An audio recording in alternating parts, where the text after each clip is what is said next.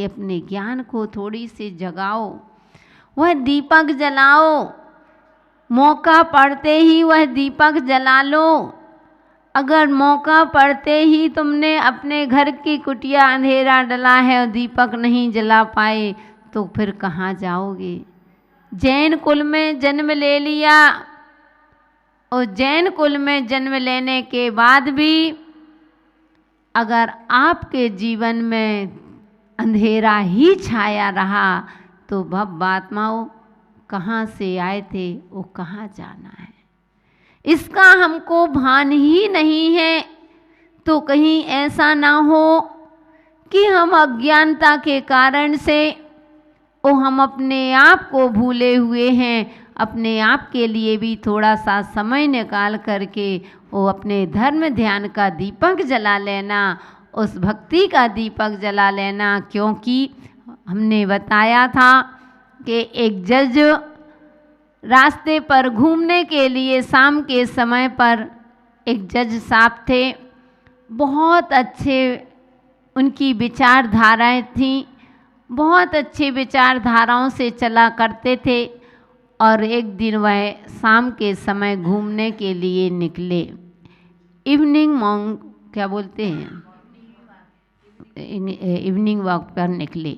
जैसे ही वहाँ पर जाते हैं, घूमने के लिए जा रहे थे, अंधेरा होने को है। जैसे ही अंधेरा हुआ और रास्ते पर टूटी झोपड़ी वगैरह में गरीब लोग बना लेते ना, सड़कों के बीनी आजू बाजू में ये झोपड़ी बना लेते हैं, टूटी आधी सी झोपड़ी बनी हुई है, उसमें वह रहते। तो एक व्यक्ति बाहर से आया, वो अपनी बेटी को आवाज़ लगाता है कि बेटी अंधेरा घिर गया और तूने अभी तक दीपक नहीं जलाया, घर में अंधेरा है, कम से कम एक दीपक तो लगा दो।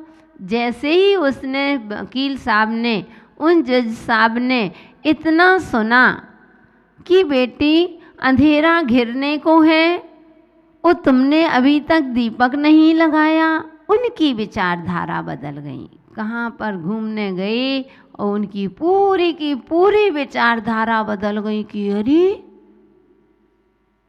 ये झोपड़ी में अंधेरा होने से वह कह रहा कि बेटी तूने दीपक नहीं जलाया, वो मेरे जीवन में कितना अंधेरा छाया हुआ है, मैं कितना भटक रहा हूँ। आज तक मैंने अपने जीवन में एक धर्म का दीपक नहीं जलाया, मैंने भक्ति का दीपक नहीं जलाया, मैंने कभी स्वाध्याय का दीपक नहीं जलाया, मेरे अज्ञान का अंधेरा छाया हुआ है, फिर भी मैं बेहोश हूँ, चलता जा रहा हूँ। उस पिता ने तो उसको चिंता हो गई कि दीपक घर अंधेरा घिर गया लेकिन दीपक नहीं जलाया, वो मुझे मैं निश्चिंत हूँ, मैं उस मोह में ऐसा फंसा हुआ हूँ। और उनकी विचारधारा बदल गई। वो भवआत्मा वे जाते हैं, वो भगवान की भक्ति करने लगते हैं। वो भगवान की भक्ति करने से उनका जो अज्ञान रूपी अंधेरा था वह ज्ञान के रूप से, ज्ञान के दीपक से प्रकाशमान हो जाता है। ऐसे ही भवआत्माओं थोड़ा सा चिंतन करो, अपने लिए किया करो। 5 मिनट में रोज़ आप लोगों को संकेत करती हूँ कि कम से कम 5 मिनट तो अपने लिए समय दो। 5 मिनट के लिए तो अपने लिए निकालो, अलग बैठ कर के। कोई नहीं, किसी के बारे में नहीं सोचना, लेकिन ऐसा मोहिनी कर्म लगा हुआ है कि 5 मिनट अकेले बैठो तो जो बातें कभी ना सोचो वो बातें याद आ जाए। सही है ना? बिल्कुल सही। हम वैसे भी 24 कैरेट का बोलते हैं। यानी 5 मिनट भी अगर हम अपना समय अपने लिए देना चाहें तो उस मोह में ऐसे फंसे हुए हैं, कहते हैं मोह जाल में फंसे हुए कर मोने आ घेरा, कैसे तैरेंगे भव सागर से तुम बिन कौन है में। कि हम ऐसे मोह में फंसे हुए हैं इतने मोह आदि में फंसे हुए हैं कि हमें खुद ही, हे भगवान, कैसे मेरा कल्याण होगा, कैसे इस समुद्र से पार होंगे, कैसे इस संसार सागर को हम पार कर पाएंगे, क्योंकि हम उसमें फंसे हुए हैं। तो मोह के कारण से हे जीव, 10 मिनट भी तुमको अपने लिए समय नहीं है। क्या यह जन्म हमने दूसरों के लिए लिया? क्या इसी के लिए लिया था कि जब बचपन हमारा खेल कूद में निकल गया और जवानी हमारी यूं ही निकल गई, हो गया, माता पिता ने विवाह कर दिया, जिम्मेदारी हो गई, तो क्या जिम्मेदारी ही निभाते रहोगे? क्या एक बार तो अपने लिए जिम्मेदारी निभाओ। क्या आप अपनी जिम्मेदारी नहीं बनती? क्या आपका कर्तव्य अपने लिए कुछ नहीं बनता? क्या दूसरों का ही कर्तव्य करते रहोगे? सुबह से उठे तो माता जी जल्दी नहीं आ पाते हैं, जल्दी जाना पड़ता है, बच्चों को स्कूल जाना पड़ता है, टिफिन आदि तैयार करना पड़ते हैं, गुरु माँ जल्दी निकल नहीं पाते, सोचते हैं लेकिन समय नहीं दे पाते। बस यही कर्तव्य करते करते सारी जिंदगी निकल गई।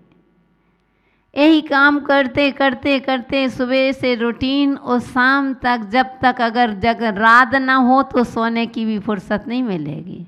वो ठीक है, कोई ज़बरदस्ती दोपहर के सो लेते हैं, शाम को सो लेते हैं, रात को सो लो, वो अलग चीज़ है। अगर वास्तविक देखा जाए, अगर रात ना हो तो 24 घंटे उस कोल्हू की बैल की तरह पिलते रहोगे। लेकिन अपने लिए क्या किया? 5 मिनट भी कभी हम देखते हैं, हम आपकी बात नहीं कर रहे, हम तो संसार के सभी लोगों की बात करते हैं। वो हमारी आवाज़ सुन रहे हैं, तो कम से कम इतना तो कम से कम अपने जीवन में विचार करो कि आखिर हम परिवार के लिए ही क्या, मैंने अपना जन्म जो लिया है तो दूसरों के लिए लिया क्या?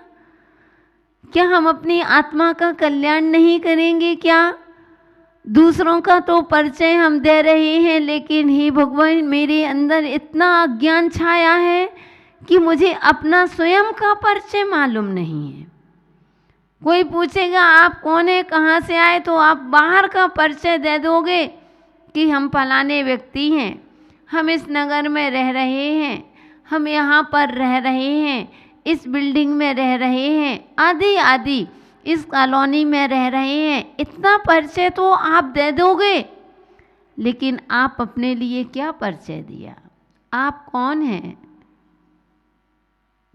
सिकंदर ने उन मुनिराज से यही तो कहा था जब वह सिकंदर वापस भारत से अपने देश में लौट रहा था। जब भारत पर आक्रमण करने आया था तो मुनिराज ने उनके गुरु ने कहा था कि हे सिकंदर, जब तुम भारत से वापस आना तो एक संत को लेकर के आना।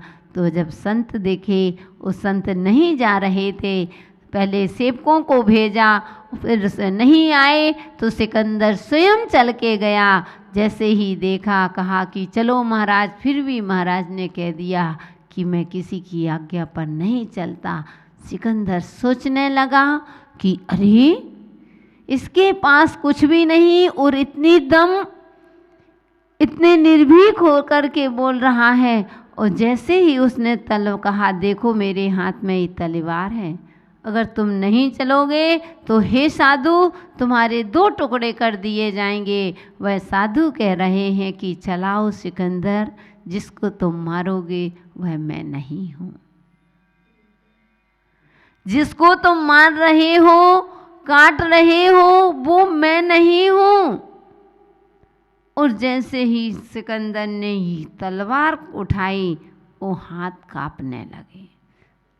सिकंदर सोचने लगा, अरे, मैंने इतना आक्रमण किया, इतना देश को जीत लिया, इतने सारी सेनाओं को जीत करके मैं वापस जा रहा हूँ, मेरे आज तक हाथ नहीं कांपे, आखिर मेरे हाथ क्यों कांपने लगे?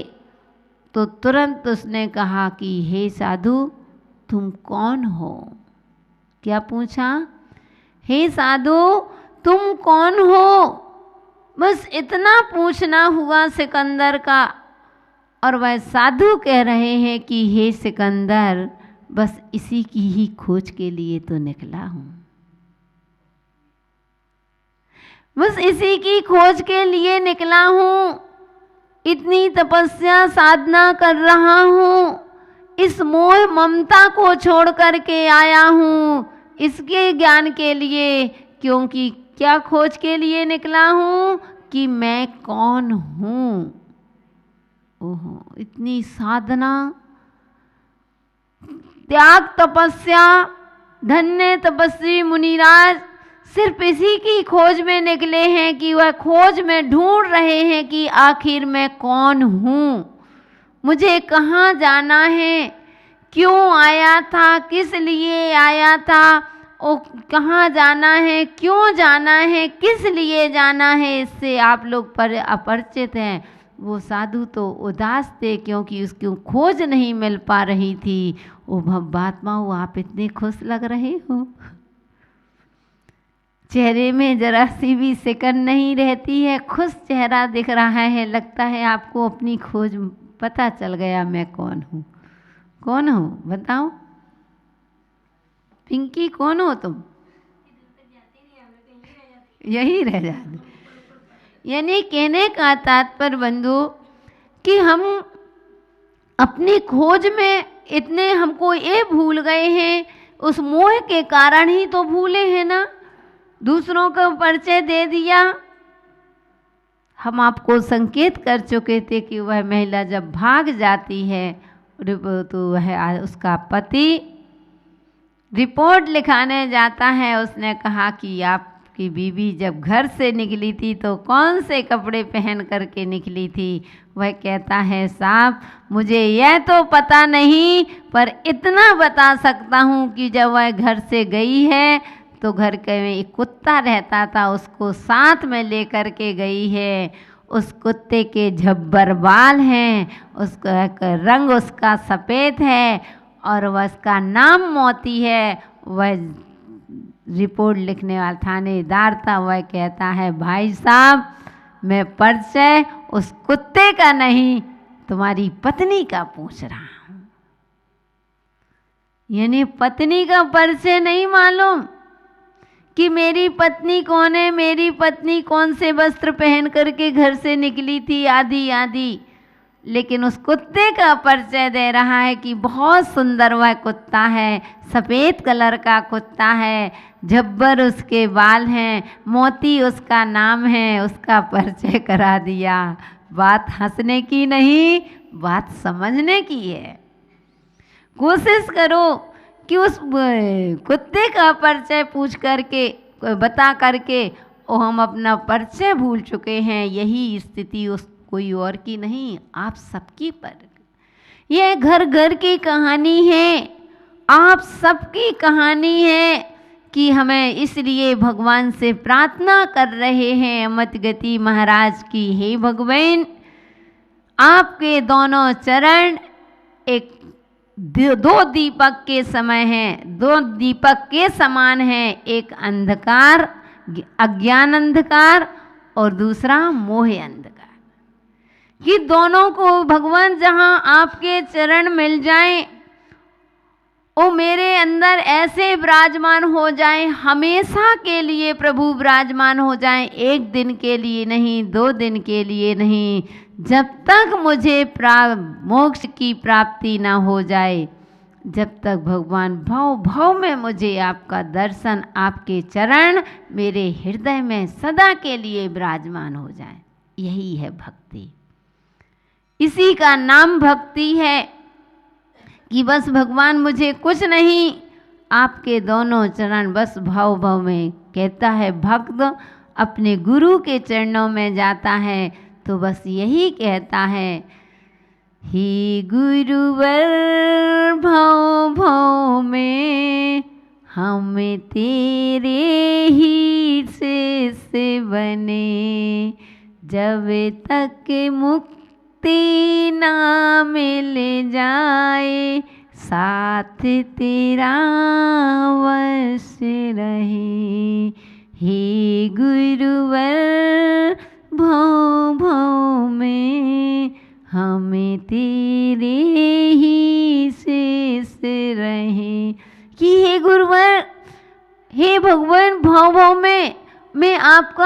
भक्त बना रहूं, और जब तक मुक्ति ना मिल जाए तब तक प्रभु आपका साथ चाहिए। मुक्ति मिल गई फिर हमें आपका साथ नहीं चाहिए। क्यों इतने स्वार्थी?